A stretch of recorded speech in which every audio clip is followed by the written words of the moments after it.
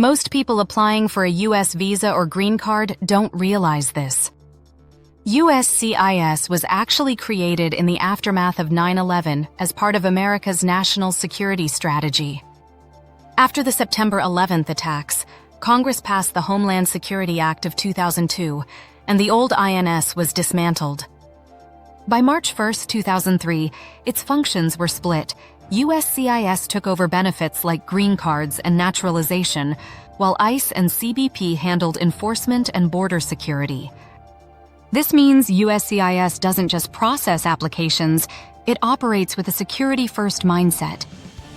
Every petition goes through layers of background checks, biometrics, document verification, and sometimes interagency reviews.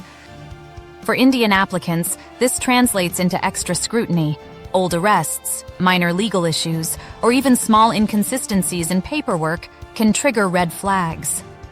If you're applying from India, you should expect longer wait times, tougher interviews, and more detailed questioning. Authentic documentation is critical police clearances, employment verifications, academic transcripts. Transparency is non-negotiable. Hiding issues almost always backfires. Even a minor problem from years ago can cause delays or denials if uncovered. So what should you do? Gather every relevant record before filing. Be completely honest in your forms. Resolve any legal issues in India in advance. And if you have complexities, consult an experienced immigration attorney. The bottom line, USCIS was built with security at its core.